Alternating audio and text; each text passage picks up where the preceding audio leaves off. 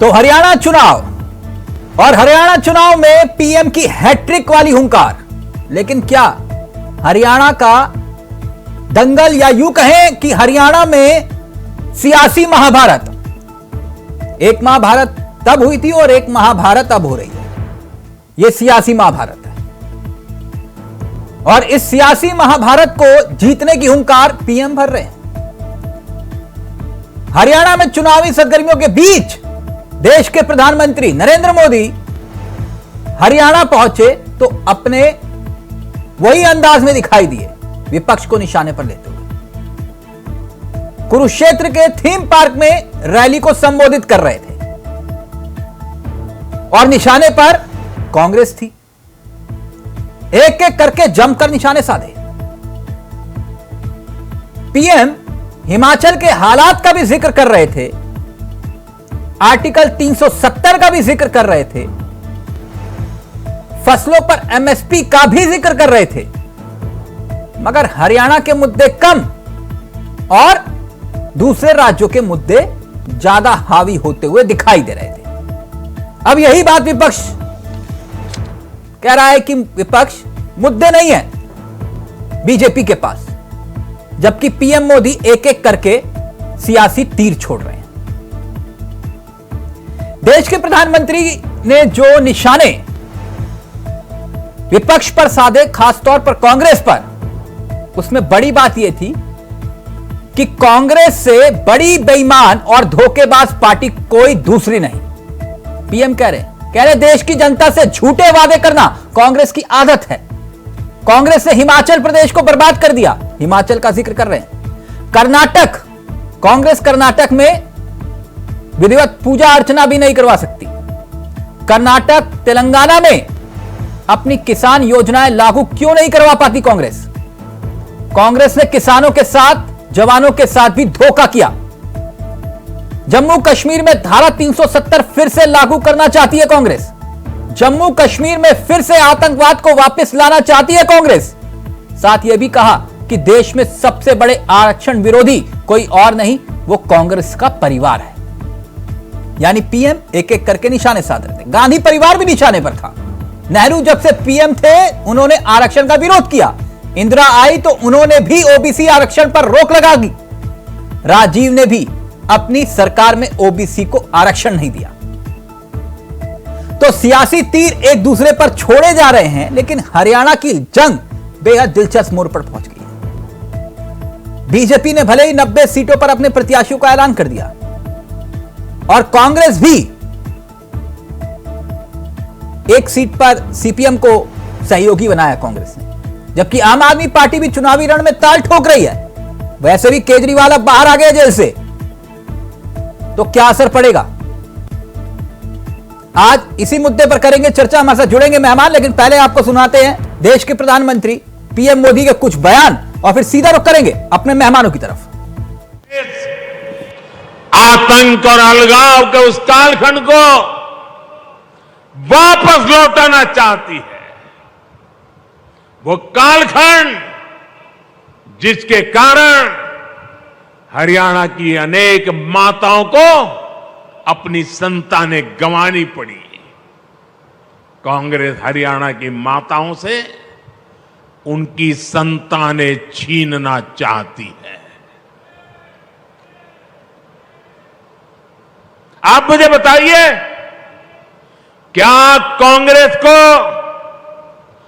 Article 370 फिर वापस लाने देंगे क्या? देश लड़ाई लड़ेगा कि नहीं लड़ेगा? साथियों, कांग्रेस के लिए तुष्टीकरण ही सबसे बड़ा लक्ष्य है। आज तो हालात ये हो गई है कि कांग्रेस के राज में कर्नाटका में गणपति जी को भी सलाखों के पीछे डाला जा रहा है। गणपति जी को पुलिस के डिब्बे में बंद कर दिया। पूरा देश आज गणेश उत्सव मना रहा है और कांग्रेस विघ्नहर्ता की पूजा में भी विघ्न डाल रही है। अब कांग्रेस का शाही परिवार फिर आरक्षण खत्म करने पर अड़ रहा है। लेकिन मेरी बात कांग्रेस कान खोल करके सुन ले, जब तक मोदी है,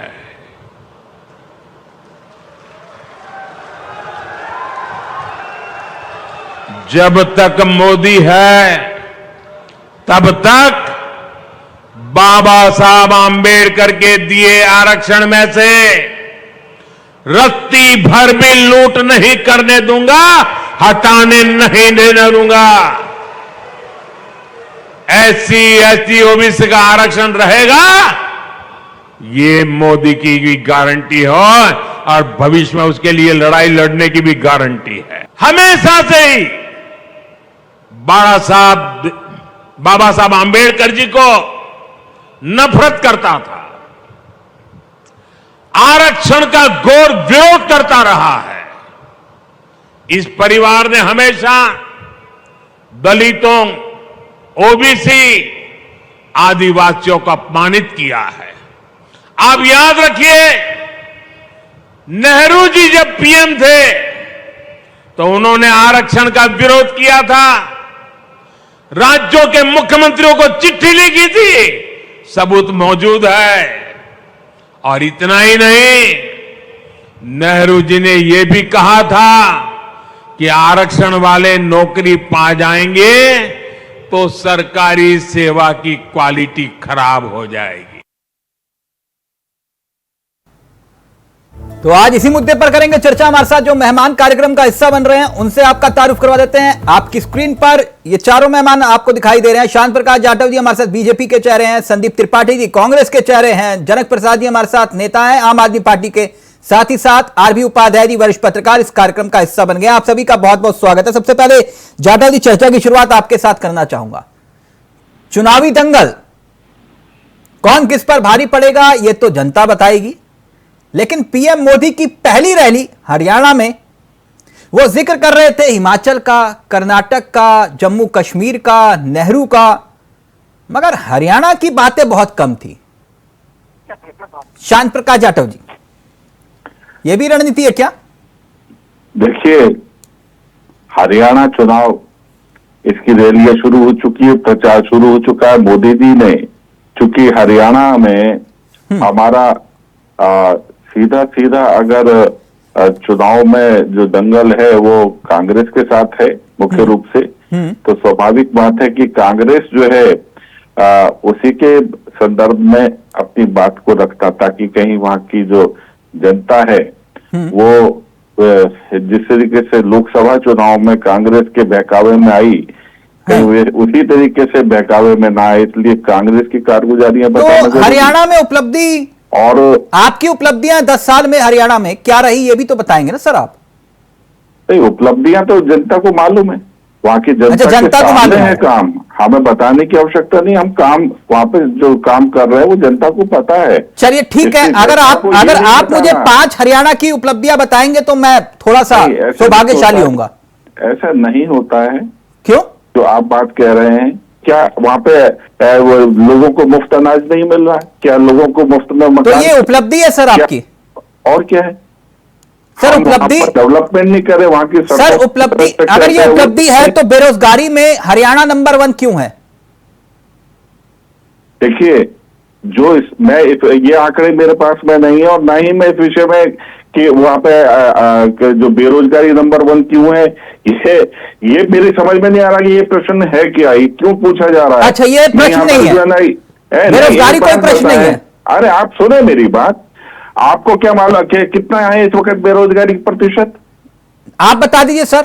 नहीं, आप बताएं। नहीं, मैं आपसे पूछ रहा हूं, अगर नहीं है हरियाणा बेरोजगारी में नंबर 1 तो आप बोलिए कि नहीं है। नहीं है, समृद्ध है, नहीं है। तो सर आप मुझे ये बताएंगे कि 10 साल में आपने कितनी इन्वेस्टमेंट की 10 साल में, ये तो आंकड़ा होगा सर आपके पास? ये नहीं, तो ये टेक्निकल विषय लेकर के थोड़े बैठा हूं। आप मुझे बताते कि हरियाणा के विषय में टेक्निकल बात करने के लिए बैठेंगे।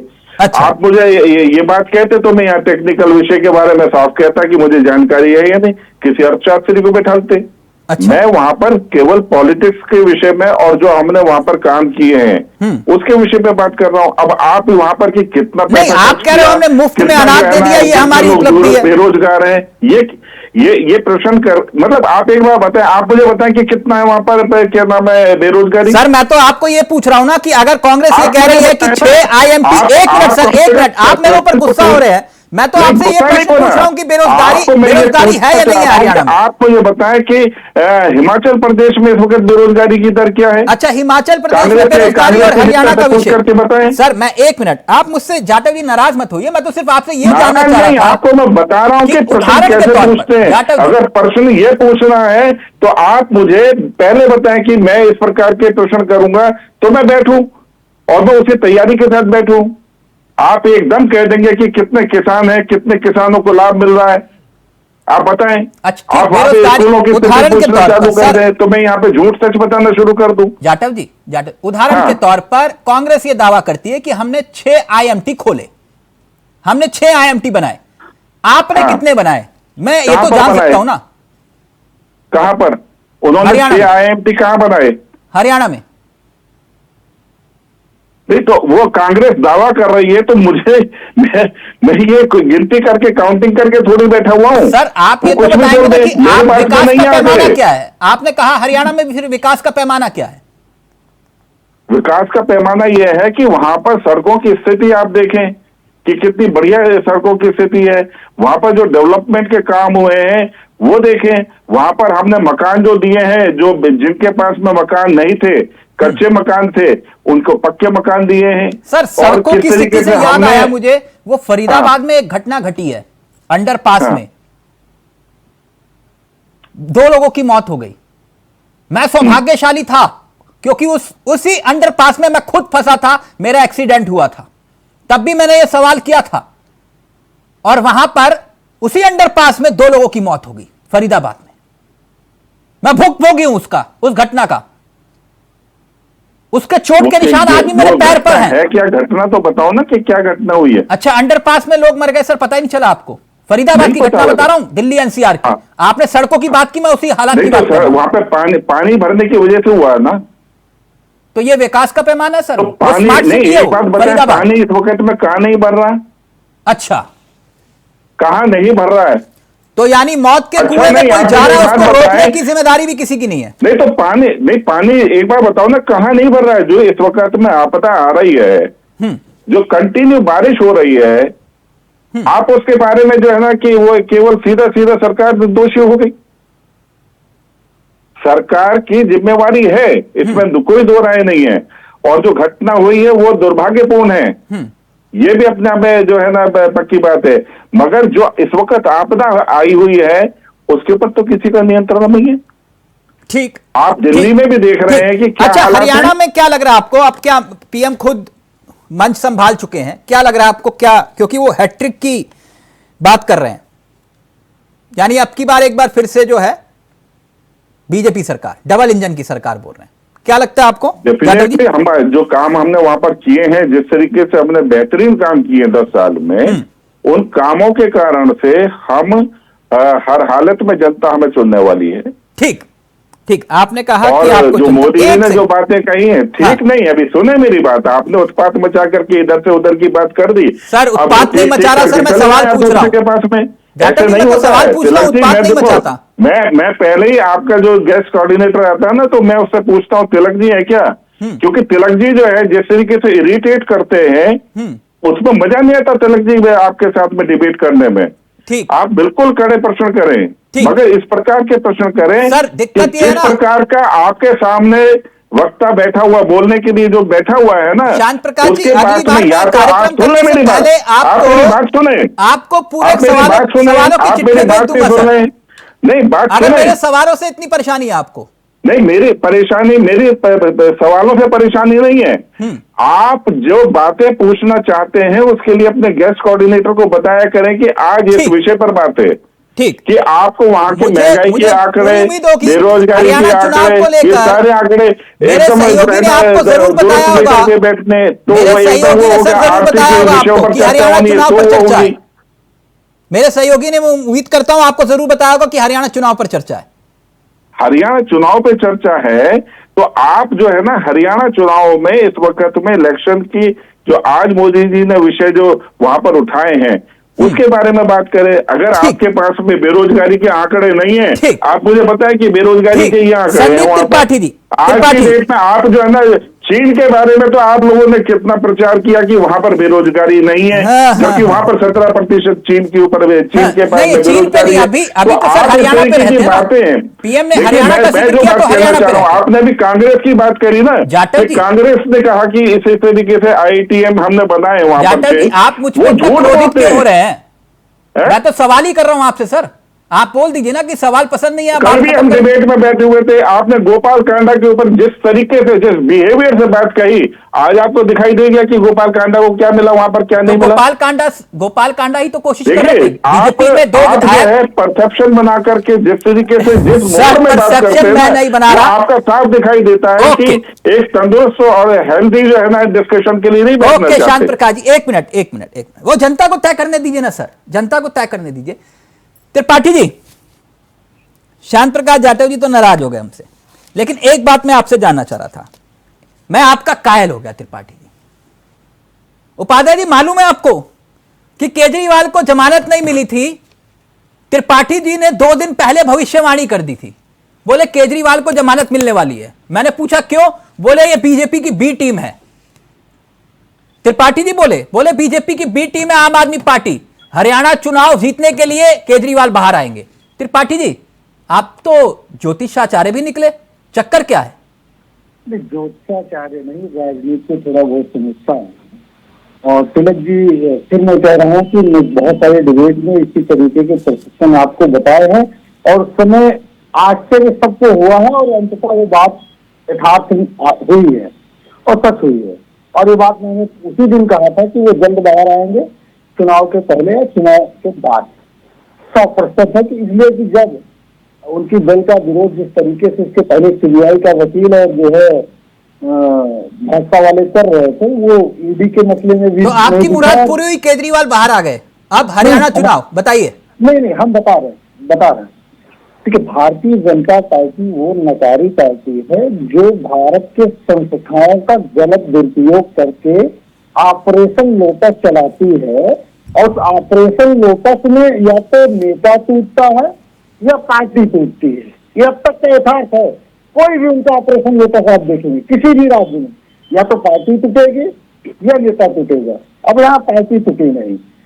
आज भी जो आम आदमी पार्टी के कार्यकर्ता हैं वो इंडिया गठबंधन से मोहब्बत करते हैं। नहीं, पार्टी नहीं टूटी, नेता टूट गया, मतलब मैं समझा नहीं आपकी बात त्रिपाठी जी। सर, आपके दर्शक भी समझ गए होंगे, आम आदमी पार्टी के जो भी हमारे साथी हैं वो भी समझ गए। नहीं, मैं नहीं समझा, आपने समझा दे तो शुक्रगुजार हूं। कुछ चीजें सब दर्शकों पर छोड़ दीजिए, मुझे लगता है। नहीं त्रिपाठी जी, नेता टूट गए, नेता तो कौन नेता बताइए ना। तो बहुत सारे नेता थे। हमारे यहाँ गुलाम नबी आजाद जी टूट गए थे, लेकिन चले गए। बहुत सारे नेता हमारे यहाँ आरपी सिंह या जितिन प्रसाद, बहुत सारे नेता ऐसे हैं। अच्छा, वो टूट कर चले गए। और केजरीवाल के बाहर आने से क्या असर पड़ेगा हरियाणा चुनाव पे? नहीं, असर तो देखिए इसका फायदा नुकसान तो दोनों पार्टियों को होगा, इसमें कोई डाउट नहीं है।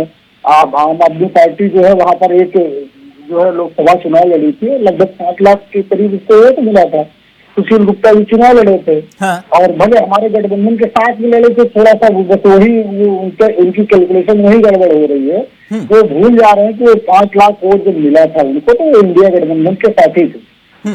यानी आपकी बदौलत मिला था। ये नहीं, इंडिया गठबंधन तो जो आम आदमी पार्टी भी है, जो भी हमारे अलायंस के साथी है, सबका योगदान था। अभी नहीं, लेकिन कल जब से आम आदमी पार्टी के नेता केजरीवाल बाहर निकले, कह रहे हैं देखिए हरियाणा चुनाव में जलवा हो जाएगा, आपको लगता है? अब जलवा तो कांग्रेस का दिख रहा है सर, और हम पूर्ण बहुमत से सरकार भी बनाने जा रहे हैं। तो केजरीवाल फैक्टर नहीं होगा? हम कह रहे हैं कि इसमें तो जनता को पता है। जैसे उत्तर प्रदेश में 43 सीटें गठबंधन को देने का काम किया, तो उसी तरीके से जनता को वहां पता है हरियाणा में कि भाजपा के उस बेरोजगारी के खिलाफ जिसका आंकड़ा अभी श्याम प्रसाद जाटव जी पूछ रहे थे, तो सीएम जो है आपके एक शाही जी थे, एक एजेंसी का नाम ले रहे थे, प्राइवेट एजेंसी का, तो उसके हिसाब से 35.4% बेरोजगारी, एनएसके के हिसाब से 9% बेरोजगारी दर, भारत में सर्वाधिक। जाटव जी, मुझे लगता है कि आंकड़ा आपको मिल गया होगा। अब रही बात, अभी जाटव जी बहुत नाराज हो रहे थे। कहा आप डिबेट में आए हैं, हरियाणा चुनाव के मसले पे आए हैं, तो हम तो पूछेंगे ना कि जाटव जी आपने क्या काम किया है, कौन से काम के आधार पर वोट मांग रहे हैं। अब एक बार अनाज दीजिएगा, अब उसके नाम पर आप सरपंची का चुनाव लड़िएगा, फिर उसके बाद क्यों आप भी तो त्रिपाठी जी वादे करते हैं, खटाखट खटाखट खटाखट तो राज्य कंगाल हो जाता है। हिमाचल में क्या हुआ, सैलरी नहीं मिल रही है। सर हम बता रहे हैं क्या हुआ। तो क्या गलत बोला देश के प्रधानमंत्री ने? आप वादे करते हो, झूठे वादे, और राज्य को कंगाल कर देते हो। सर हम बैठे हैं सर, आपने सवाल क्या जवाब देंगे सर। हरियाणा नहीं, कहीं पर किसी स्टेट में आप जाएंगे, कॉन्टेक्स्ट से बाहर सवाल पूछेंगे, हम इसीलिए बैठे हैं। पर अगर बात कर रहे हैं हमारे उस देवनगरी की, तो वहां पर मैं सिर्फ इतना बताना चाहता हूँ कि अभी कुछ दिन पहले वहां प्राकृतिक आपदा आई, वहां के सरकार और वहां के मुख्यमंत्री भीख की तरीके से केंद्र सरकार से मदद मांगते रहे, नहीं मिली। लेकिन वहीं गुजरात में मोदी जी पहुंच जाते हैं, उनका हेलीकॉप्टर पहुंच जाता है और मदद पहुंच जाती है, एनडीआरएफ पहुंच जाती है, पैसा पहुंच जाता है, सब कुछ हो जाता है। ये भेदभाव भी हम उसके खिलाफ भी लड़ रहे हैं, हम उससे भी पीड़ित हैं। ये आप समझिए, कंगाल नहीं होंगे। जीएसटी का पैसा आप पूरा हमारा देते तो नहीं फिर है। ये खटाखट वाले वादे कैसे कर देते हो? हरियाणा में भी कर रहे हो। सेंटर गवर्नमेंट ने आज सरकार बनेगी, हम आज खटाखट देंगे कैसे? अभी तो आज वही खटाखट का जिक्र जो है देश के प्रधानमंत्री कर रहे थे। यार हम बताते हैं चौथी पास राजा जी के बारे में। त्रिपाठी जी प्लीज संयम के साथ। नहीं, एकदम झूठे आदमी है, उसमें कोई ये भाषा का मैं बिल्कुल जो है, बिल्कुल नहीं, प्लीज नहीं, मैं आपसे उम्मीद नहीं करूंगा, सर। प्लीज संयम के साथ। बिल्कुल बिल्कुल सर, बिल्कुल सर। ये चौथी पास राजा का इतिहास रहा है और ये अरविंद केजरीवाल जी के शब्द हैं। अगर एक मुख्यमंत्री कह रहा है, केजरीवाल को फॉलो करते हैं आप? एक मुख्यमंत्री है। कल तक तो आप ये कह रहे थे कि ये बीजेपी की बी टीम है। नहीं, हमने ये कहा था कि आरएसएस से निकले हुए लोग हैं। आरएसएस से निकले हुए लोग हैं। जनक प्रसाद जी, आरएसएस के आंदोलन से बनी हुई एक पार्टी है। एक मिनट मैं पूछ लेता हूँ जनक प्रसाद जी, आरएसएस वाले हो क्या आप? मैं आरएसएस के आंदोलन से निकले हुए लोग। दर्शकों को मेरा बहुत बहुत नमस्कार। मेरी आवाज आ रही है? एक मिनट त्रिपाठी जी, आ रहा हूँ आपके पास। मेरी आवाज आ रही है? आपके दर्शकों को मेरा बहुत बहुत नमस्कार जी। और हम लोग संविधान को बचाने वाले लोग हैं। जो बाबा साहब ने अपने उसमें लिखा था, शिक्षित बनो, संगठित करो, फिर संघर्ष करो। तो शिक्षा वाला जो पॉइंट है ना, वो आम आदमी पार्टी पूरी कर रही है। अच्छा, हमने अभी रिकॉर्ड जो अभी आया है कि 1700 बच्चे सरकारी स्कूल के दिल्ली के नीट और जेईई मेंस में उन क्वालिफाई किए हैं। ये सरकारी स्कूल का स्तर हमने बढ़ाने का काम किया है। हमने मोहल्ला क्लिनिक, कोई गरीब बीमार ही ना पड़े, उसको जुकाम भी हो तो वो अपने 100 मीटर के 1 किलोमीटर के एरिया में जो मोहल्ला क्लिनिक बना हुआ है उसमें अपना टेस्ट कराए और दवा ले और तुरंत ठीक हो जाए। मंच से गिनवाओगे, मुझे पूरी तरह उम्मीद है। लेकिन ये जो बात त्रिपाठी जी कह रहे हैं, आप आरएसएस वाले हो। नहीं, वो अब उनकी भावना हो सकती है, मैं उसमें क्या कर सकता हूँ। लेकिन आपको त्रिपाठी जी को थैंक यू बोलना चाहिए। देखिए, दो दिन पहले इन्होंने यही भविष्यवाणी की थी, बोले केजरीवाल बाहर आएंगे, ये बीजेपी की बी टीम है। हम लोग जो है हम लोग साथ में इंडिया गठबंधन के साथ में हम लोग लड़े हैं और हम मेन भूमिका में रहेंगे हरियाणा में। हम बता दें आप, मेन भूमिका कैसे? मेन भूमिका मतलब वो कहते हैं की पॉइंट जो होते हैं, की सत्ता की चाबी, भूमिका में रहेंगे, किंग मेकर की भूमिका में रहेंगे। हाँ। और त्रिपाठी जी को हमारा पूरा सहयोग रहेगा उनकी पार्टी को, और सरकार हम लोग मिलके बनाएंगे बाद में, ये हम बताना चाहते हैं। मिलके बनाएंगे जी, कांग्रेस के साथ?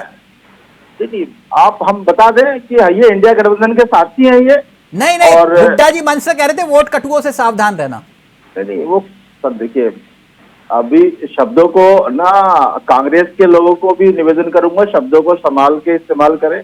और जैसे हमारे जाटव साहब बड़े प्रश्नों से, त्रिपाठी जी वो कह रहे हैं थोड़ा शब्दों को संभाल के बोलिए। मतलब मेरा कह रहे कल को है, सरकार हम मिलके बनाएंगे। हम लोग मुझे नहीं मालूम ये होगा नहीं होगा। आप तिलक जी मैंने जो बात कहा हाँ। कि आम आदमी पार्टी आरएसएस के एक आंदोलन से पैदा हुई है, ये ठीक। सच है। अरविंद केजरीवाल जी बढ़िया नेता है, ये भी मैं बोलता हूँ। मैंने कभी ये नहीं कहा कि अरविंद केजरीवाल जी जो है शराब के व्यवसाय में सम्मिलित थे। ये तो भारतीय जनता पार्टी ने एक ऑपरेशन लेकर चलाया, उसके तहत उनको जेल में डाला। नहीं, ये शराब घोटाले के आरोप आपकी पार्टी ने पहले लगाए थे, बाद में बीजेपी ने लगाए थे। हाँ सर, संदीप दीक्षित जी ने लगाया जी, आप पहले लगाए थे। आपने कहा था ये शराब घोटाला हुआ, एक के साथ एक फ्री दी, जनता को बर्बाद करें, देश को बर्बाद करें, ये सबसे बड़े घोटालेबाज है, आपने कहा था। ये हमने कहा था कि आप जो है दारू का जिस तरीके से A1 एक पे एक फ्री कर रहे हैं, उस नीति का हमने विरोध किया था जी। और हम बिल्कुल उस बात का विरोध करते हैं। अभी जनक जी कह रहे हैं कि सत्ता की चाबी हमारे पास होगी, हम खोलेंगे वो चाबी। नहीं, वो चाबी से ताला। हमारी मदद करेंगे ना सर, हम ये कह रहे हैं ना, हम तो बिल्कुल कह रहे हैं कि वो जिस तरीके से गुजरात में उन्होंने गलती की थी, उस गलती को बिल्कुल सुधारेंगे। जनक जी, आम आदमी पार्टी के कार्यकर्ता इशारा कर रहे हैं वो 150 पार वाला। आम आदमी पार्टी के कार्यकर्ता पर हमें पूरा भरोसा है, नेता पर भरोसा बने ना हो। सर, मैं 2 कार्यकर्ताओं की भावनाओं मैं सम्मान करता हूँ। त्रिपाठी जी, और एक बात देखिए, एक बात सर और मैं थोड़ा सा स्पष्ट कर दूं अगर अनुमति हो तो। आप बोल लीजिए। हाँ, अब अभी जो मोदी जी ने बयान दिया, उस पर थोड़ा सा अगर अनुमति हो तो मैं बोल देता त्रिपाठी जी, मैं उस पे आऊंगा ना, लेकिन पहले जनक जी क्लियर कर दे। जनक जी, देखिए, हमारी एक आइडियोलॉजी है। हाँ देखिए, इस देश में 2 आइडियोलॉजी चल रही है। हाँ, एक संविधान को बर्बाद करने वाली जो बाबा साहब ने बनाई है, और दूसरी आइडियोलॉजी है जो संविधान को बचा के इस हिंदुस्तान को विश्व गुरु कैसे बनाए। अच्छा, जैसे एक तो मोदी जी ने 15 साल जो अभी तो वो जो 12 साल में बना 2011 दिया। वाली आइडियोलॉजी जो रामलीला मैदान पे थी, वो क्या थी? मैं एक बात मैं कंप्लीट कर लूं सब चीज। नहीं, उस आइडियोलॉजी को कहां छोड़ के आए हो आप? देखिए, हमारी आइडियोलॉजी वो है जो इस देश को अगर विश्व गुरु बनाना है तो इस देश के एक एक बच्चे को, सरकारी स्कूल को आपको क्वालिटी एजुकेशन देनी पड़ेगी। जनक जी, सरकारी स्कूल को अब बेहतर आप बनाना मत पड़ेगा। बोलना जाटव जी की तरह आंकड़ा पूछ रहा हूं। शिक्षा विभाग में इस वक्त कितने पद खाली पड़े हैं हरियाणा में? वही वो पूछने जा रहा है। कितने पद खाली पड़े हैं मालूम है आपको? सर, ये लगभग 30 to 40% के सीट खाली है। सर 40% नहीं, मैं आपसे पूछ रहा हूं कितने पद खाली पड़े शिक्षा विभाग में। जब आप लोग शिक्षा की बात करते हो तो आपको यह मालूम होना चाहिए कितने सरकारी स्कूल बंद हुए वहां। सर, अब मैं बता तो रहा हूँ, इनने सरकारी स्कूल बंद कर दिए हैं ना, वही तो बता रहा हूँ मैं। हम वही सरकारी स्कूल खोलेंगे और सरकारी स्कूल को बेहतर बनाएंगे। हमारे जो एजेंडा है, 3 आपका मूलतः आरबी उपाध्याय जी के पास जाओ, मुझे सिर्फ एक उत्तर दीजिए। आप जब चुनाव लड़े आपने कांग्रेस को नुकसान पहुंचाया, आज आप कह रहे हो सत्ता की चाबी आपके पास होगी। आप चुनाव जहां लड़े हैं, दिल्ली उदाहरण, तो इनको पंजाब उदाहरण समझना चाहिए, गुजरात उदाहरण। कांग्रेस को गठबंधन की जब बातें चल रही थी, मैं बोलना नहीं चाह रहा था, ये समझना चाहिए था इनको। क्यों नहीं समझे त्रिपाठी जी? वो समझा तो रहे थे आपको। जहां इनको लगता है कि हमारी 4 सीटों की हैसियत है, आप 4 सीटें दे रहे थे इनको। नहीं, देखिए, उत्तर प्रदेश में क्या हुआ था, आम आदमी पार्टी ने चुनाव लड़ा, क्या दुर्गति हुई, सारी की सारी सीटों पर इनकी जमानत जब्त हुई। हम पंजाब में ऐसे हमने कहा कि हमने भी सीखा ना, हमसे जो गलतियां हुई दिल्ली में, हाँ। गुजरात में, कैसे जो है इन्होंने अपनी कैंपेनिंग, हमने बहुत सारी चीजें सीखी और सीखते हैं, हारते हैं, और उसी सीख के आधार पर हम जो है हरियाणा में चुनाव लड़ने जा रहे हैं। आप 4 सीटों का ऑफर क्यों दे रहे थे? हरियाणा में हमारे पास हमने सीपीआई को भी दिया था, हमारा अलायंस से हमने दिया सीपीआई को। 4 सीटें दे तो रहे थे आपको। क्रॉस नहीं करना चाहता हूँ। अब उनके निगाहों में हमारी जो वो थी, वो दे रहे थे वो। अच्छा, ठीक है, एक सवाल है, गठबंधन जो होता है ना, गठबंधन जो होता है, ठीक है, एक सवाल गठबंधन जो होता है, एक नेगोशिएशन होता है। नेगोशिएशन में हमारा पॉइंट हमारा नहीं हुआ, हमने गठबंधन नहीं किया। जनक जी, एक सवाल आपसे बहुत मार के कहा, आम आदमी पार्टी का सवाल है। अरे पूछ लीजिए। आप हरियाणा के 5 नेताओं का नाम बता दीजिए जो दिल्ली में राजनीति न करते हो, हरियाणा में राजनीति करते हो, जो विधायक बन सकते। वाह, ये बात जनक जी बोलिए। आप बोलो, त्रिपाठी जी ने तीर छोड़ा, कह रहे 5 नेताओं के नाम बता दो। देखिए, सुशील गुप्ता है ही हैं आपके। हाँ, हरियाणा के 5 नेताओं के नाम। राजेश यादव वहां पर है, हमारे साथ में ही काम करने वाले हैं। एक राजीव यादव है। तो अब आपको सबका नाम भी पता लगेगा माननीय त्रिपाठी जी, आपको नाम भी पता लगेगा और काम भी पता लगेगा, टेंशन मत लीजिए। 5 नाम साहब। नहीं, हम बता रहे हैं आपको दिल्ली में जो विधायक बने थे, आपको उससे पहले नाम पता था? आप बताइए। तो बताया कि जो पंजाब में 5 सीट लेके आए हैं, एक मोबाइल बनाने वाले ने आपको हरा दिया है, उससे पहले नाम पता किसी था? आप बात करते हैं, हमने बनाया, आप डेंटिंग पेंटिंग करके आप बताइए ना। मोबाइल बनाने वाले ने 18 डायरेक्टर, आपके 18 में से 4 डायरेक्टर आपको मुख्यमंत्री बना दिया। आपको मामला है, ऐसी बातें मत कीजिए, हमने राजनीति कीजिए, अपने आइए, हम आपके साथ में काम करेंगे। आपने डेंटिंग पेंटिंग की है, आपने PR एजेंसियों के माध्यम से इसका प्रचार किया है। दिल्ली के स्कूल पहले भी बढ़िया थे। और रही बात मोहल्ला के लिए अपना अनुभव बताता हूँ। जगह का नाम जानती, जगह का नाम मुंडिका, सुनिए ना, मैं बता रहा हूँ। जगह का नाम मुंडिका, अपना पर्सनल एक्सपीरियंस बता रहा हूँ। जगह का नाम मुंडिका में मैं था, मुझको फोड़ा निकला हुआ था। आपका मोहल्ला क्लिनिक में ढूंढा हूँ 4 घंटे, और उसके बाद एक प्राइवेट डॉक्टर का इलाज करवाया हूँ। तो साहब फर्जी बातें मत किया करिए। ये मोदी जी नहीं है, केजरीवाल जी को छक्का मोदी बोलता हूँ, कहना चाह रहे हैं, बोलता हूँ। इसका मतलब आप भाजपा की बात बोल रहे हैं। आप अगर मतलब जी की बात बोल रहे हैं, विज्ञापन पर खर्च करते हैं, मतलब आप बीजेपी की भाषा बोल रहे हैं। त्रिपाठी जी 500 करोड़ रुपए खर्च करते हैं। इसका मतलब त्रिपाठी जी आप बीजेपी की भाषा बोल रहे हैं। क्यों बीजेपी की भाषा बोल रहा हूँ? आपने हमारे खिलाफ चुनाव लड़ा है, और ये हमने जो बयान दिया उसमें अपनी पार्टी को बढ़ाने का हक है नहीं है संविधान में? बिल्कुल हक है। 2000 कांग्रेस बीजेपी के खिलाफ जो मोदी अरविंद केजरीवाल जी मोटी फाइल लेकर टेम्परेचर कहाँ चली गई? बताइए ना, कहाँ चली गई फाइलें जो बिजली विभाग पे लगाते थे कि शीला दीक्षित जी घोटाला कर रही, उन्हीं एजेंसियों से आप बिजली ले रहे हैं, दिल्ली की नहीं ले रहे। आप एसीबी आपसे ले गई है, अगर एसीबी हमारे पास होती तो पता गलत। हम एसीबी हमारे पास थी ना शुरू में, एसीबी अगर होती तो भारतीय जनता पार्टी और संविधान विरोधी लोग चुनाव हारे।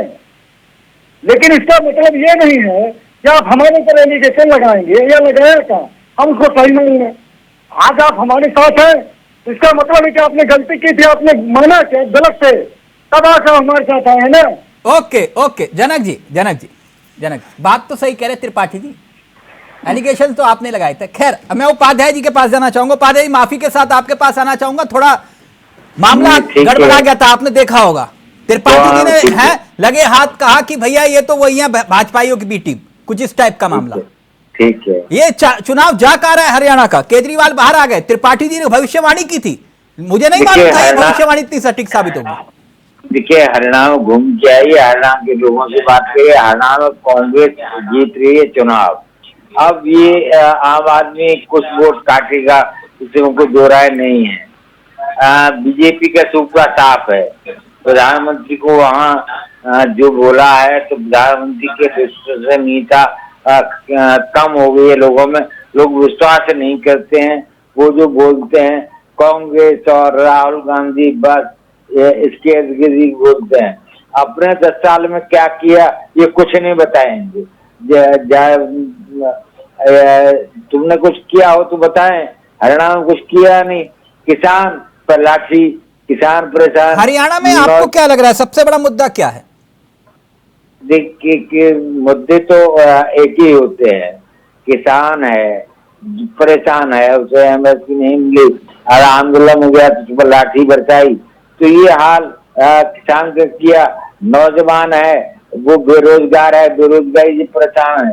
तो ये मुद्दे तो ये तो महंगाई है, महंगाई चरम पर है। जनक जी कह रहे हैं आम आदमी पार्टी की चाबी हमारे पास होगी। देखिए ये तो कहना जनता का अपमान है। ये जो बातें कह रहे हैं, मैं इनकी बातें कहना, स्कूल की बिल्डिंग ठीक होने से शिक्षा नहीं सुधर जाती।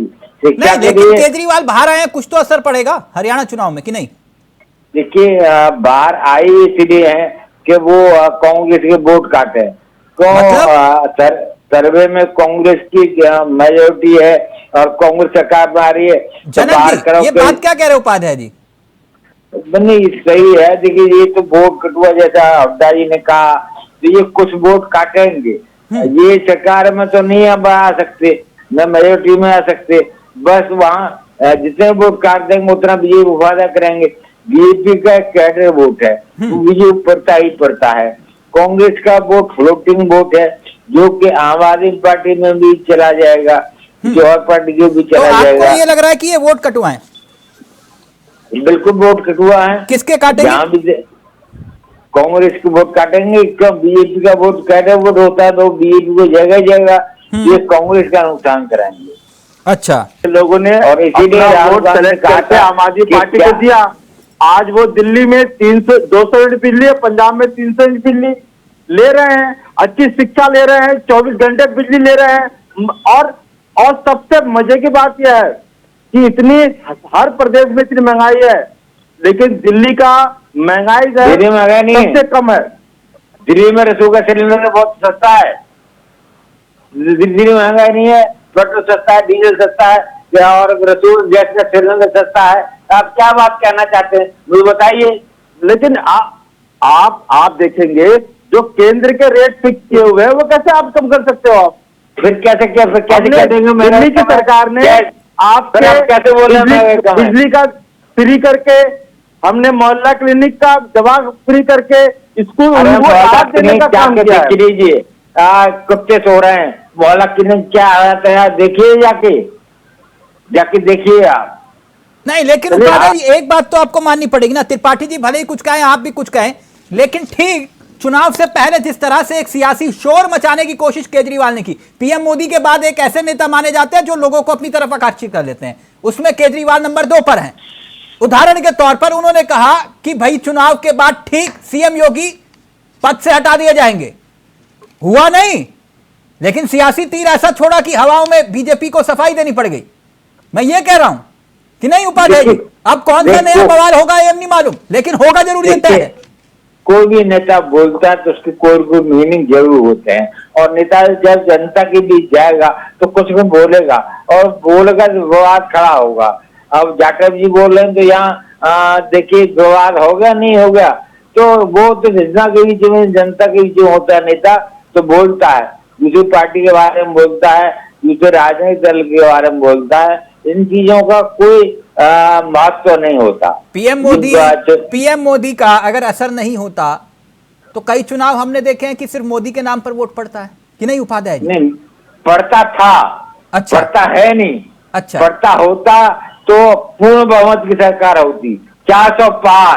अब की बार 400 पार होती। तो अब भी तो देश के प्रधानमंत्री पीएम मोदी ही हैं। कितनी सीटें लेकर प्रधानमंत्री तो वो सीटें भी तो उन्हीं के नाम पर आई। वो सीटें उनके नाम पर आई या किसी और के नाम पर आई, तो आप बताइए कोई और दूसरा चेहरा हो जिसके नाम पर आई हो। देखिए मोदी के नाम पे अगर आती तो जो आंकड़ा है वो बताता है कि जहां जहां रैली किए 60% कैंडिडेट हारे हैं। जहां उन्होंने रैली किए हैं उसका तो सर 240 सीटें आई किसको? बीजेपी तो उन्हीं के नाम पे वोट मांग रही थी। नहीं, ये बात अलग है कि बीजेपी न हो के मोदी की पार्टी हो गई है, ये इसका नुकसान भी उठाना पड़ा है। अच्छा, तो जब अटल जी की सरकार थी तब भी तो अटल जी की बीजेपी थी। नहीं, अटल जी की नहीं, बीजेपी पार्टी थी। अच्छा, अब जिस तरह से एक व्यक्ति विशेष को महत्व ज्यादा हो गया। जाटव जी रिएक्ट करना चाह रहे हैं। जाटव जी पहले आप, फिर उसके बाद त्रिपाठी जी आ रहा हूं आपके पास। जाटव जी देखिए, जिस तरीके से हम लोग चुनाव के बारे में, हरियाणा के बारे में जो चर्चा कर रहे हैं इस वक्त, डेवलपमेंट को लेकर के तो हम ठीक है मैदान में उतर रहे हैं, मगर सही मायने में जनता के बीच में जो वोट बचता है, देखो जैसे उपाध्याय जी ने ही कहा कि सबका अपना अपना वोट है। भारतीय जनता पार्टी का एक कैडराइज वोट है, वो ऑलमोस्ट वही जो है रहता है, उसमें इजाफा ही होता है, कम नहीं होता। और एक वोट ऐसा है जो दोनों पक्षों की तरफ जाता है। उस दोनों तरफ के जो पक्ष की तरफ जो जाता है वो आम आदमी पार्टी के रहने से डेफिनेटली वो बटेगा। ठीक बात है, जैसे ये अपने फ्री लाइट और ये तमाम रेवड़ियां जो है तो बांटेंगे ही, तो उसका एक असर जो है कुछ लोगों को ऐसा लगता है कि हाँ भाई हमें तो रेवड़ियां यही अच्छा बांटते हैं, आप भी बांटते हैं। जो प्रत्याशी जो ये लोग खड़ा करते हैं उसका भी अपना एक व्यक्तिगत छवि के कारण से भी उसको भी वोट मिलता है। तो मुझे नहीं लगता कि जो है वो कांग्रेस को वोट जाएगा, वो काम जो आम आदमी पार्टी को कांग्रेस का वोट कट करके आएगा। अच्छा, कांग्रेस का ही कटेगा, आपको भी पूरा यकीन है? कांग्रेस का वोट करेगा, हमारा वोट नहीं कटने का। हाँ। क्योंकि पूरी तरीके से हमारा वोट इम्पैक्ट है। तो ये जो बात त्रिपाठी जी कह रहे थे कुछ रोज पहले, वो तो मैंने उस दिन भी कहा था कि आम आदमी पार्टी के जो प्रवक्ता थे उस वक्त बहुत शालीन व्यक्ति थे, उन्होंने कोई ऐतराज नहीं किया। इन्होंने कहा ये बीजेपी की बी टीम है। आप शायद उस कार्यक्रम का हिस्सा थे, मुझे नहीं मालूम, शायद ये त्रिपाठी जी नहीं बोला, कह रहे बाहर निकलेंगे। मैं उस वक्त था। हाँ। और इन्होंने कहा, सही कहा कि जो है इनका कहना यह है कि बीजेपी की बी टीम है। बेसिकली ये टीम इन्हीं की है। ये टीम जो है, ये आम आदमी पार्टी की जो टीम है वो इन्हीं की है, मगर इनका आपस में तालमेल बन नहीं पाया। और तालमेल चूंकि नहीं बन पाया है तो जाहिर सी बात है कि इनको परेशानी तो रहने वाली है। और इसी कारण से समझ में नहीं आता ये जनक जी, हुड्डा जी आप हो किसकी टीम? ये बार बार पता नहीं समझ में, वो कह रहे हैं आपकी टीम, वो कह रहे हैं आपकी टीम, ये आप हो किसकी टीम? मैं इनको कांग्रेस की टीम नहीं कह रहा, मैं तो ये कह रहा हूँ कि ये एक ही गठबंधन है, शुरू में बता दिया, इंडी अलायंस है। और इंडी अलायंस जो है, कोई बात नहीं, मैं बोल देता हूँ, ये इंडी अलायंस है। और इंडी अलायंस जो है, ये मैंने कल भी आपसे कहा था कि कांग्रेस किसी सूरत में आम आदमी पार्टी को वहां जीतने का मौका नहीं देना चाह रही। लेकिन अगर आम आदमी पार्टी वहां जीत जाती है, आप कह रहे हो कि वोट उनके काटेंगे तो बीजेपी की बी टीम हुई ना, इसका मतलब तो ये हुआ पेश में ना, मुंह में छछूंदर वाली स्थिति है, निकालू या खा जाऊं, वो वाला इनका हाल हो गया कांग्रेस का। क्योंकि अगर ये टिकट दे देते हैं तो ये वहां पर मजबूत हो जाएंगे, और टिकट नहीं देते हैं तो तभी तो इनके हुड्डा जी ने क्या कहा कि वोट कटने से दोनों को वोट काटेंगे। हमारा वोट वो है जिसको अपने बच्चों को अच्छी शिक्षा देनी है, 300 यूनिट बिजली चाहिए, जिसको अच्छा इलाज चाहिए, बुजुर्गों को तीर्थ यात्रा चाहिए, वो आम आदमी पार्टी को वोट करेगा।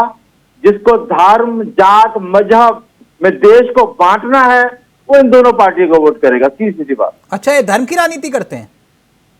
सुन लीजिए, आपने भी मोदी जी को सुनाया, ये तो शुक्र है मैं सुनने वाला था, कहीं फिर मंगलसूत्र पे ना आ जाए कहीं। ये मतलब डर रहा था कि मंगलसूत्र न ले। आप ये देखें, राहुल गांधी जी पिछले कुछ दिनों से विदेश में हैं, तो वहां से वो सीधा सीधा जो जिस तरीके के बयान दे रहे हैं, सिखों को अपमानित कर रहे हैं। अब मुझे एक बात बताएं कि हरियाणा में जो सिख हैं सिरसा के क्षेत्र में, उन सिखों को क्या पगड़ी पहनने की वहां पर इजाजत नहीं है, या कड़ा पहनने के लिए उनको परेशानी होती है? जिस तरीके से वो बयान दे रहे हैं, अपमानित कर रहे हैं बीजेपी के लोग को, जिस तरीके से आरक्षण का विरोध कर रहे हैं, पेश करने की राहुल गांधी जी जिस तरीके से आरक्षण का विरोध कर रहे हैं कि हम जब ताकत में आएंगे तो हम आरक्षण धर्म की राजनीति करती है। जनक जी, कांग्रेस जरा मुझे समझाइए। आपने कहा चलिए इनका, तो आपने कहा ये दोनों धर्म की राजनीति। जो देखिए, एक तरफ एक सिक्के के दो पहलू हैं। हाँ। एक सिक्का हेड है, दूसरा टेल है। आप समझ सकते हैं इस बात को? नहीं, मैं नहीं समझ पाया। हेड और टेल कैसे? हेड कौन है और टेल कौन है? आप बताइए मत सर। नहीं, मैं क्यों फंसाऊंगा जनक जी? आप भी वही बात बोल रहे हैं, जाटव जी भी नाराज हो गए। नहीं, आपने मेरी बात सुनी नहीं पूरी। टेल वाला नाराज हो जाएगा। नहीं, तो आपने कहा कि ये जो है धर्म की राजनीति करते हैं। त्रिपाठी जी बताइए कैसे करते हैं धर्म की राजनीति? बताइए ना जनक जी, ये कैसे करते हैं कांग्रेसी धर्म की राजनीति? मैं बताता हूँ, ये नहीं बता पाएंगे, मैं बताता हूँ। मैं जहाँ पे हूँ उत्तर प्रदेश में, वहाँ लाइट भी नहीं आ पाती पूरी तरह। अब सर इसके लिए भी आप कहो कि गजब कहानी है। नहीं, मैं यहाँ पर बताऊँ, लाइट चली गई, सब अंधेरे बैठा हुआ। मतलब ठीक है, जाटव जी पहले बोलेंगे, फिर त्रिपाठी जी आपके पास आ रहा हूँ। लाइट भी नहीं है, वो भी उसके लिए भी गजब। अरे ये 24 घंटे लाइट देने वाले हैं योगी जी। तो दिल्ली में आती है 24 घंटे लाइट? अरे क्यों नहीं आती है? अच्छा, ठीक ठीक। उपाध्याय जी दिल्ली में बैठे हुए हैं। जाटा जी प्लीज अपनी बात पूरी करिए, फिर त्रिपाठी जी लाइट कहिएगा, देखिए जरा आप। जनक जी एक मिनट, जनक जी एक मिनट प्लीज बोलिए, बोलिए जाटव जी आप पहले, आप त्रिपाठी जी आपके पास। राहुल गांधी जी वहां अमेरिका में बोल रहे हैं विदेश यात्रा में कि मैंने वेद पुराण उपनिषद सबका अध्ययन किया है और वो कुछ भी नहीं है उसमें, कहीं हिंदुत्व के बारे में जिस तरीके का जो बयान दिया है उन्होंने पूरी तरीके से उसको नकार दिया। अब आप ये लगाएं कि वहां बैठ करके सनातन को जिस तरीके से अपमानित कर रहे हैं, सिखों को अपमानित कर रहे हैं, ये धर्म की राजनीति नहीं है तो क्या है? इन दोनों को अपमानित करने से वो लोग खुश हो रहे हैं, मुस्लिम समाज खुश हो रहा है, ईसाई समाज खुश हो रहा है। तो इस तरीके का जो बयान जो दे रहे हैं राहुल गांधी जी, वो इनकी मानसिकता है, वही इनकी जो है ना विचारधारा है। ठीक, और सही मायने में इनकी जो राजनीति तो आप कर रहे हो, जो राहुल गांधी कर रहे हैं विदेश में जाकर, जो बात जाटव जी कह रहे हैं, जवाब दीजिए आप, फिर उपाध्याय जी आ रहा हूं आपके पास। देखिए आरएसएस की सोच ये है कि इस देश में दलितों पर कोई अत्याचार नहीं होता। जाटव जी कहते हैं कि दलित तो एकदम राम राज्य में एकदम सब एकदम हनाहन मामला है, एकदम चकाचक दलितों के साथ अत्याचार नहीं हो रहा है। मतलब एनसीआरबी का आंकड़ा इनको नहीं दिखता। अगर राहुल गांधी जी ने उदाहरण के रूप में सिख की बात कर ली तो इनके पेट में दर्द तो होना शुरू हो जाता है। जबकि जिस कहाँ पर किसी को पगड़ी नहीं बांधने दी जा रही, मंदिर की जिम्मेदारी इनके पैतृक संगठन आरएसएस ने लिया। त्रिपाठी जी बताइए ना, कहाँ सिख को पगड़ी नहीं पहनने दी जा रही, बताइए। पर राहुल जी ने एक उदाहरण के रूप में ये कहा कि उदाहरण आपने सिखों का दिया तो मैं वही पूछ रहा हूँ। आपने 1984 में 3000 सिख दिल्ली में जला दिए। अरे तो आरएसएस के लोगों ने मारा भाई, आपके वही आप लोगों ने 3000 सिखों को जला दिया और 1984 से जिहादियों ने मारा। 1990 तक उनकी FIR तक नहीं होने दी। हिंदू और सिख का दंगा हुआ था कि कांग्रेस और सिख का दंगा हुआ था? इतना बताइए। कांग्रेसियों ने सिखों को जलाया था, कांग्रेसियों ने सिखों को जलाया था। सज्जन कुमार और जगदीश टाइटलर मुख्य रूप से उसमें आरोपी हैं। हमने उनको आज के अखबार में भी जगदीश टाइटलर के ऊपर जो है कोर्ट ने मुकदमा चलाने की जो है ना घोषणा की है। आप इस चीज को नहीं भाग सकते। और राजीव गांधी जी का जो बयान है उसमें उन्होंने स्पष्ट कहा कि जब बड़ा पेड़ गिरता है तो धरती हिलती है। अच्छा ठीक, एक मिनट श्याम प्रकाश जी, एक सेकंड, यो बात श्याम प्रकाश जी सही कहना है। ये सज्जन कुमार और जगदीश टाइटलर कौन है? सर उसमें से एक अभी तो भाजपा ज्वाइन कर लिए हैं। अच्छा, जाखड़ जी। कौन? भारतीय जनता पार्टी के साथी हैं। कौन ज्वाइन कर लिए भाई? जाखड़ जी को जानते हैं? किसने ज्वाइन किया? जाखड़ जी को जानते हैं कि नहीं जानते हैं? जाखड़ जी, मैं आपसे पूछ रहा हूँ जगदीश टाइटलर और सज्जन कुमार कौन है? वो तीसरा नाम नहीं ले रहे ना, इसीलिए तो मैं कह रहा हूँ। नहीं तो मैं दो नाम पूछ रहा हूँ ना, दोनों का बता दीजिए। तीसरा क्यों नहीं ले रहे जो भाजपा में चले गए? अच्छा, जो सज्जन कुमार और जगदीश टाइटलर नहीं, ठीक है ठीक है। ये विषय भटक रहा है। एक सेकंड उपाध्याय जी, विषय नहीं भटक रहा, किसी का भी नाम ले दें। कमलनाथ का नाम जानते हो ना? कमलनाथ जी का भी नाम जानते हो या नहीं? के लिए बैठे हैं, बिल्कुल सबका जानते हैं। हाँ, और यही वो लोग हैं जिन्होंने 1984 में सिखों को जलाने का, पेट्रोल डाल करके, टायर डाल करके जलाने का कृत्य किया था। कांग्रेस ने किया था। आप बात कर रहे हैं 6 साल तक लोगों ने अपने केश कटवा दिए, दाढ़ी कटवा दी, और आप बात कर रहे हैं कि सिखों को तो आप लोगों ने रोका। हो गया। सिखों को तो मजबूरी वश आपके शासन में, जब तक आप लोगों का शासन रहा तब तक वो पगड़ी नहीं बांध पाए, वो कड़ा नहीं पहन पाए, बदल करके लेने के लिए मजबूर हुए। हम उसमें कॉलेज में पढ़ते थे।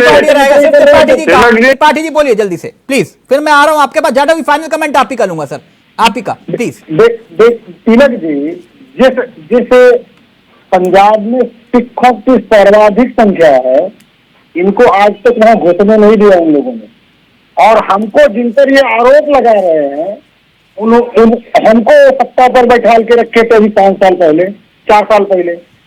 मतलब आप समझिए कि उनको पता है कि हमको कांग्रेस के लोगों ने नहीं, आरएसएस के गुंडों ने मारे। त्रिपाठी ठीक। उपाध्याय जी, ये हरियाणा चुनाव में क्या असर दिखाई दे रहा है आपको? ये पूरे समीकरण क्या दिखाई दे रहे हैं? फाइनल कमेंट आपसे लूंगा मैं। देखिए, ये विषय नहीं है, ये विषय जनता है, तो जनता मन बनाती है, वहाँ कांग्रेस को वोट कर रही है और कांग्रेस गवर्नमेंट बन रही है। ये हरियाणा चुनाव में 10 आदमी से पूछे तो 8 ये कहते कांग्रेस की हवा है, कांग्रेस की चांस है। तो जब इतनी मेजोरिटी में लोग कांग्रेस को वोट कर रहे हैं और कांग्रेस की सरकार बन रही है। जी, आप तो बहुत खाटी पत्रकार रहे हैं, मैं वही पूछ रहा हूं, ऐसे शाइनिंग इंडिया और ये तमाम दावे और दावों के बीच में सरकार पलट जाती है। देखिए, शाइनिंग इंडिया जनता नहीं कह रही थी, नेता कह रहे थे शाइनिंग इंडिया, किसान की आमदनी दुगनी हो जाएगी, काला धन आएगा, सबको बढ़ जाएगा। वो जनता नहीं कह रही थी, वो नेता कह रही थी। अब यहाँ जनता कह रही है, 10 आदमी से पूछिए तो 8 ये कहते कांग्रेस के, अब की बात तो कांग्रेस है जी, क्योंकि इनका जो नेता वहां जो लाभार्थी वर्ग है और खास तौर पर कांग्रेस के भीतर की जो गुटबाजी है, आपको नहीं लगता कि कहीं ना कहीं वो चुनाव को प्रभावित करेगी, हरियाणा चुनाव को? गुटबाजी निश्चित प्रभावित करेगी। कितना प्रभावित करेगी तो वक्त बताएगा, लेकिन लाभार्थी वर्ग है, लाभार्थी परेशान है। लाभार्थी की मान लो आप किसी को गेहूं दे देते हैं, राशन देते हैं, तो बाकी तो बाहर मार्केट से लेगा, वो बाकी तेल भी खरीदेगा, नमक मिर्च मसाला खरीदेगा, वो इतना महंगा कर दिया है, सब्जी इतनी महंगी है और रोजगार है नहीं, मजदूर है नहीं। आपने मैं फाइनल कमेंट मैं जाटव जी का लूंगा। जाटव जी, सर 2-3 सवाल है, पूछ लूं, गुस्सा तो नहीं होंगे आप? नहीं, आपकी मुस्कुराहट आ जाती है तो फिर मेरा थोड़ा हिम्मत बढ़ जाती है, वरना थोड़ा भयभीत हो जाता हूं आप गुस्सा होते हैं तो। आप कह रहे हैं कि आप हरियाणा में सरकार बनाने जा रहे हैं। हरियाणा में 10 साल में आपने 5 प्रदेश अध्यक्ष बदले, ठीक? आपने 2 बार मुख्यमंत्री बदले। जिन मुख्यमंत्री को आपने चेहरा बनाया वो 4 बार सीट बदल चुके हैं। 2 बार चुनाव की तारीख बदल गई। आपके मंत्री संतरी विधायक पार्टी बदल रहे हैं और आप कह रहे हैं कि सरकार बना रहे हैं। सर कैसे?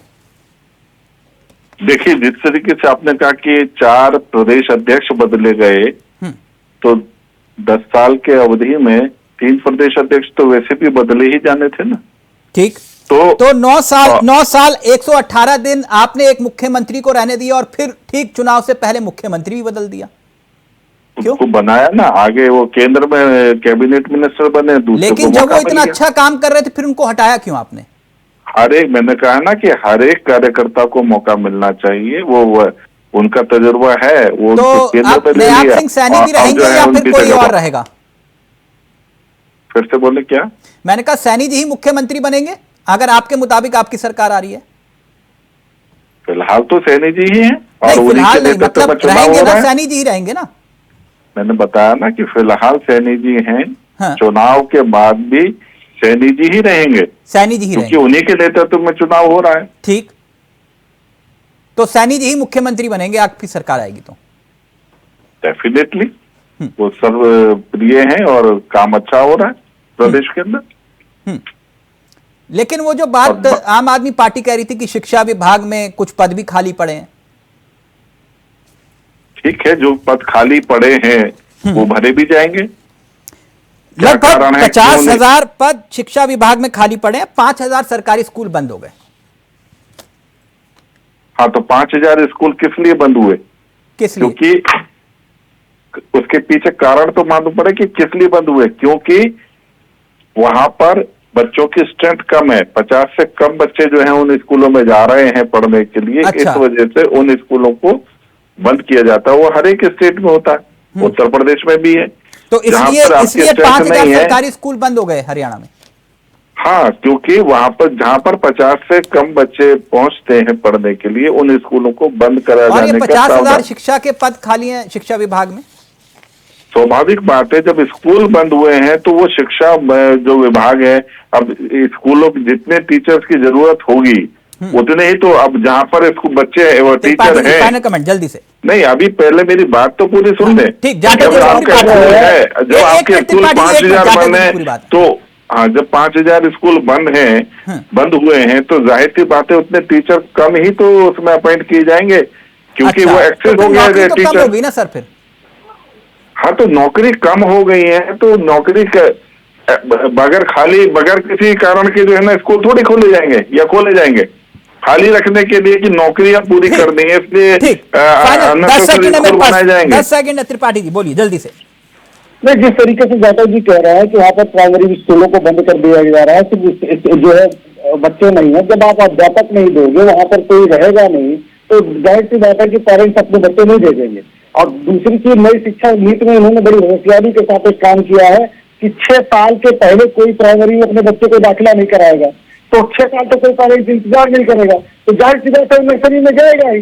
ये आपकी नई शिक्षा नीति है जिसकी वजह से ये हरियाणा थारी कथा है, ये इस पे बहस बहुत लंबी खिंच जाएगी, लेकिन फिलहाल इतना जरूर है कि हरियाणा का चुनाव दिलचस्प मोड़ पर पहुंच गया। लेकिन जनक जी, जो बात त्रिपाठी जी कह रहे हैं और जो बात जाटव जी कह रहे हैं, इशारों में आपका आना जाटव जी की बातें खिला रहा, कह रहे हैं कि बस अब आएगा मजा, और त्रिपाठी जी थोड़ा टेंशन में आ गए कि मामला कहीं इधर उधर हो जाए, देखिए है ना। चलिए अब देखते हैं होता है क्या। जो है फिलहाल मुझे दीजिए दादा, दादा, थैंक यू सो मच, बहुत बहुत शुक्रिया त्रिपाठी जी, जाटव जी, उपाध्याय जी और जनक जी, आप सभी का बहुत बहुत शुक्रिया। नमस्कार, जय हिंद, जय भारत।